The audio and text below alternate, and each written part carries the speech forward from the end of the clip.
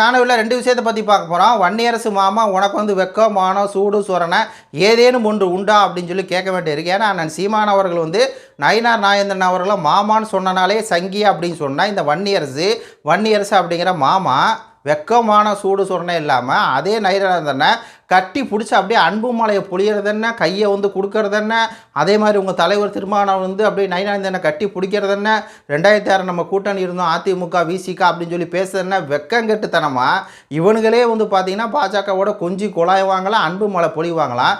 ஆனால் அந்த சீமான் அவர்கள் வந்து மாமா அப்படின்ட்டாலே அவர் வந்து சங்கியா என்னையா உங்கள் அரசியல் கேடுகட்ட அரசியல் இருக்குது அப்படின்னு சொல்லி இந்த வன்னியரசு மோத்தனை விசிகா மோத்தனை கிழிக்க வேண்டியிருக்கு. அடுத்தபடியாக அண்ணன் சீமான் அவர்கள் இன்றைக்கி வந்து சம்பவம் பண்ண போகிறாரு. விமானத்தில் வந்து சென்னை டு திருச்செந்தூர் வந்து போயிருக்காரு. இன்றைக்கி வந்து நம்ம திட்டமிட்டபடி திருச்செந்தூரில் தமிழில் தான் குடமுழுக்கு நடக்கணும் அப்படிங்கிற அந்த போராட்டம் மாபெரும் கூட்டம் வந்து நடக்கும். அதில் அண்ணன் சீமான் வந்து பேசுகிறாரு. அதில் பேசும்போது ஒன்றே விஷயத்தை சொல்லுவார், திராவிடத்தோட அஸ்திவாரம் வந்து ஆண்டு போயிடும், நாங்கள் தமிழில் குடமுழுக்கு நடத்தணும் அப்படிங்கிற நடத்தக்கூடாதுன்னு தர போடுறாங்க இந்த திராவிடர்கள் திமுக. அப்போ இவங்க யார், இவங்க தமிழர்கள் இல்லை அப்படிங்கிறத ஆனால் சீமானை வந்து தோல் வச்சு காட்டுவார். தமிழர்கள் இதை வந்து நீங்கள் உன்னிப்பாக கவனிங்க. தமிழ் கடவுள் முருகன் அவருக்கு வந்து தமிழில் குடமுழுக்கு நடத்த தடை போடுறாங்க. தடை போடுறவங்க யார் அப்படின்னா தமிழர் அல்லாதவர்கள் அப்படின்னு சொல்லி அண்ணன் இன்றைக்கே ப்ரெஸ் மீட்டில் வந்து சொல்லியிருக்காரு. இந்த 2 விஷயத்தை பற்றி இந்த காணொலியில் பார்க்கலாம். அதுக்கு முன்னாடி நம்ம சேனலை வந்து லைக் பண்ணி சப்ஸ்கிரைப் பண்ணிடுங்க. முதல்ல இந்த மாமா வன்னியரசு, அதாவது இந்த படத்தை பாருங்கள், அப்படியே நயினார் போய் அப்படியே கட்டி பிடிச்சி கொஞ்சிற ஏன் வன்னியரசு உனக்கு தான் வந்து வெக்கமான சூடு சொரணை இல்லையா? அதாவது நியூஸ் 18 வந்து உட்காந்துக்கிட்டு சீமான் வந்து சங்கி அப்படிங்க வேண்டியது என்னையா சங்கி அப்படின்னா நயினார் நாகேந்திரனை வந்து மாமான்னு கூப்பிட்றாரு. நானும் தென் மாவட்டக்காரன் தான், என்னைய வந்து மாமான்னு கூப்பிடல, ஆனால் பார்த்தீங்களா சாதிய பின்னணியோட நயினார் நாகேந்திரன் வந்து மாமான்னு கூப்பிட்றாங்க அப்படின்னு சொல்லி இந்த வன்னியரசு அபத்தமான குற்றச்சாட்டு வச்சு அப்போ நெறியாளர் கூட கேட்டார், இல்லையா நயினார் நாகேந்திரனை வேறு சமூகங்கள் கூட வந்து அவரை பொதுவாகவே மாமான்னு சொல்லி தான் கூப்பிடுவாங்க அப்படின்னு ஒன்றக்கோ உடனே இல்லை அவரை வந்து மாமான்னு கூப்பிட்றது பின்னணி என்ன தெரியுமா, ஆர்எஸ்எஸ் கைக்கூலி சீமானு. அதாவது நயினார் நாகேந்திரனா மாமா அப்படின்னு சொல்லி கூப்பிட்றது அதுவே வந்து ஆர்எஸ்எஸ் பிஜேபி அப்படின்னு சொல்லி பேசக்கூடிய இந்த வன்னி அரசு, இந்த எச்ச அரசு, சாக்கடை அரசியல் பண்ணக்கூடிய இந்த எச்ச அரசு திமுக போடுற 200 ரூபா காசுக்காகவும் 2 சீட்டுக்காகவும் 6 சீட்டுக்காகவும் சீமான் வந்து பிஜேபியோட பிடிஎம் ஓன் தமிழர், அதாவது தொங்கு சாத சீமானு, அவனை இவனை சீச்சி சீமான் அப்படின்லாம் பேசக்கூடிய இந்த வன்னி அரசு வெக்கங்கெட்டு மானங்கெட்டு என்ன இதுக்கு நீங்கள் வந்து நயினார் நாகேந்திரன் வந்து அப்படியே வந்து இது பண்ணுறீங்க. அது சொல்கிறாரு திமுக மட்டும்தான் சீமானை வந்து இருப்பார், பெரியார் மண் இல்லை பெரியாரே மண் அப்படின்னு சொல்லுவார் அப்படின்னு சொல்லி இது பேசும். இது பேசிட்டு பார்த்தீங்களா பிஜேபியோட பிடிஎம் அப்படின்னு சொல்லி நாம் தமிழர் கட்சி அப்படி வந்து பிஜேபியை கட்டமைக்கும். ஆனால் உண்மையாலுமே ஒரு பிஜேபியோட ஏடிஎம் ஒன்று இருக்குது, அதான் திமுக. அதை பற்றி வாயே திறக்காது இந்த வெக்கங்கட்ட இந்த வன்னி அரசு மாமா அரசு அப்படின்னு தான் சொல்லணும். அவங்க அதாவது கருணாநிதி அவருடைய உருவ செல்லை திறக்கணும்னாலும் அது பிஜேபிக்கார தான் வரணும். அதே மாதிரி 100 ரூபா நாணயத்தை வெளியிடனா பிஜேபிக்கார தான் வரணும். அப்படி வெள்ளைக்கூடையில் போய் கருப்பு கூட பிடிச்சிருந்தா எதிர்கட்சியாக இருக்க வரை ஸ்டாலின் அவர்கள் வெள்ளைக்கூடை பிடிக்கிறார். இதுக்கு மேலே என்னையா பாஜகவோட மெயின் டீமே திமுக தானே, அதை சொல்கிறதுக்கு வந்து துப்பு இல்லை. அதே மாதிரி போய் டெல்லியில் ஆயுதத்துக்கு வந்து போகிறாரு. 4 வருஷம் போதவர் போகிறார். ஏன் போகிறாரு? ரைடு, அதனால இடி ரைடு வந்து போயிட்டுருக்கு. அதுலேருந்து தப்பிக்கிறதுக்காக அங்கே போய் வெள்ளைக்கூடையை வந்து ஏந்திக்கிட்டு அங்கே போய் அப்படி இதில் வந்து உட்காந்துருக்காரு. எப்போ பார்த்தாலும் நிர்மலா சீதாராமன் சந்திக்கிறாரு. அவங்க அமைச்சர்களை சந்திச்சுட்டு இருக்காங்க. பாஜக கொண்டு வர எல்லா திட்டத்தையும் அமல்படுத்திகிட்டு இருக்கிறாங்க. பாஜகவுக்கு வந்து கட்டுக்கடங்காத வந்து பார்த்திங்கன்னா இப்போ வந்து முருகன் மாநாடு எல்லாம் அனுமதி. அப்போ உண்மையான டீமே வேறு திமுக தான், பாஜகவோட பி டீமில் ஏ டீமே திமுக தான். ஆனால் அதை பற்றி வாய் துறக்காத இந்த வன்னியரசு போன்றவர்கள் இப்போ தான் நம்மளுக்கு புரியுது. ஏன்னா இவங்களுமே வந்து யார் விசிகாம யார் பிஜேபியோட ஏ டீம் தான், நம்மளை பி டீம்ங்கிறாங்களே இவங்களும் ஏ டீம் தான். அண்ணன் சீமான் வந்து இப்படி வந்து பார்த்துட்டா பிஜேபிக்காரனை பார்த்துட்டா சங்கி அப்படின்னா நீ பார்த்து கட்டி பிடிச்சி உருண்டு பிறல்றீங்களே, அப்போ திராவிட மாரியம் ஒன்று தானே, அறியாத வாயில் மண்ணு தானே. அப்போ விசிகா வந்து பாஜகவோட ஆல்ரெடி 2000 வந்து கூட்டணி வச்சுருக்கே, 1999 டு 2002 வரை கூட்டணி வச்சிங்கல்ல, 2004 வரை கூட்டணி வச்சிங்கல்ல. அப்போ நீங்களும் ஒரு சங்கி தானே. நீங்கள்லாம் சங்கியாக இருந்துக்கிட்டு அண்ணன் சீமானை வந்து சங்கின்னு சொல்கிறதுக்கெலாம் வெக்கமான சூடு சொரணை எதுவுமே உங்களுக்கு இல்லையா அப்படிங்கிற ஒரு கேள்வியை மக்கள் மத்தியில் இந்த விசிகாவை அம்பலப்படுத்தணும் அப்படிங்கிறது தான் மெயினாக அந்த பதிவு வந்து போடுறது. அடுத்தபடியாக அண்ணன் சீமான் அவர்கள் இன்றைக்கி சிறப்பான ஒரு சம்பவம் வந்து பண்ண போகிறாங்க. தமிழ்நாட்டில் ஆட்சி செஞ்சுருக்கிறது யாருக்கான ஆட்சி? தமிழருக்கான ஆட்சியா? கிடையவே கிடையாதுங்க. தமிழ்நாட்டில் ஸ்டாலின் அரசு தமிழருக்கான ஆட்சியே கிடையாது. தமிழர் வந்து புரிஞ்சுங்க, அவங்க கொடுக்குற 200 ரூபா காசுக்காகவோ 300 ரூபா காசுக்காக ஓட்டை போட்டிங்கன்னு வச்சுங்களேன், உங்கள் கோயிலோட தமிழ் வந்து அழிஞ்சு போயிடும். உங்கள் கோயிலில் உங்கள் உரிமை வந்து அழிஞ்சு போயிடும். தமிழர்கள் தானங்க தமிழ் கோயிலில் வந்து இருக்கணும், தமிழர்கள் தானே தமிழில் தானங்க தமிழ் கோயிலை வந்து குடமுழுக்கு நடத்தணும்.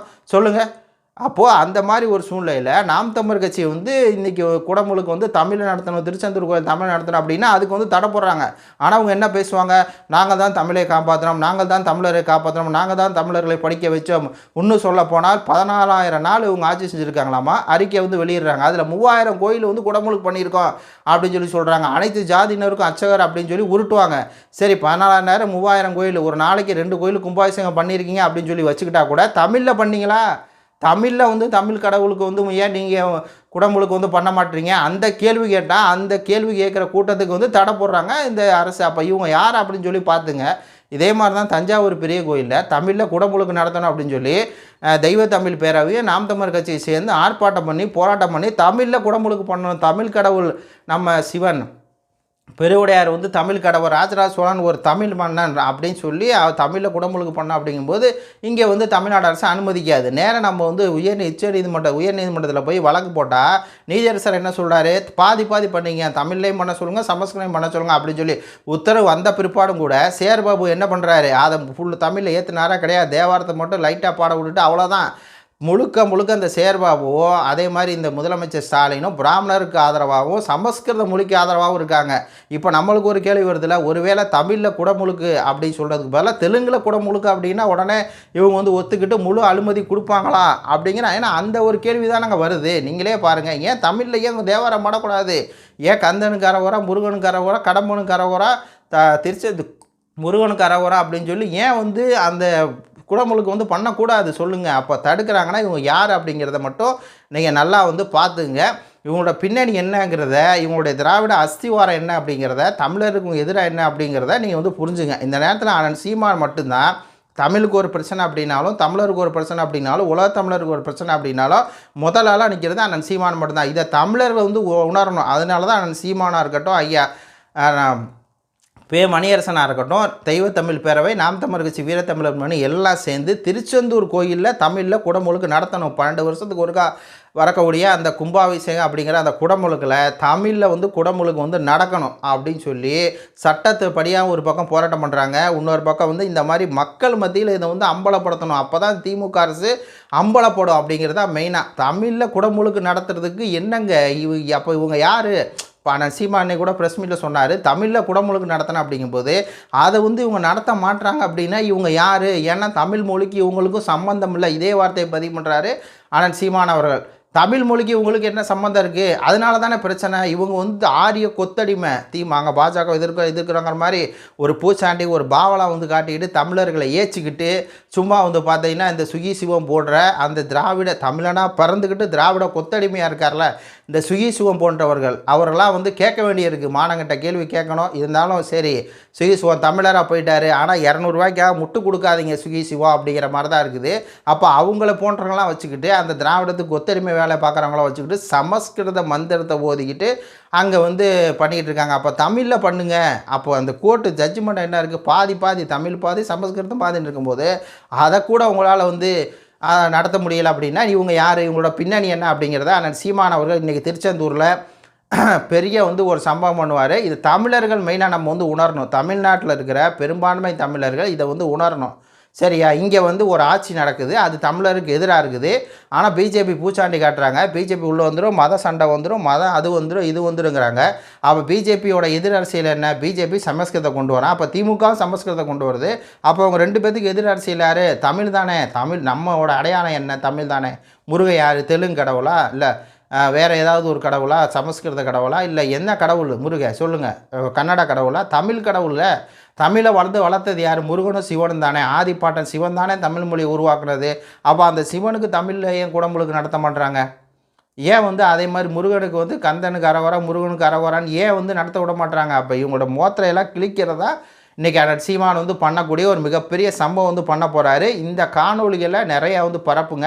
அண்ணன் சீமான் பேசுகிற காணொலிகளை நிறையா வந்து பரப்புங்க. சமூக வலைதளங்களை பரப்புங்க. இது நாம் தமிழர் கட்சி வந்து ட்ரெண்டிங் வந்து பண்ணிகிட்டு இருக்கிறாங்க.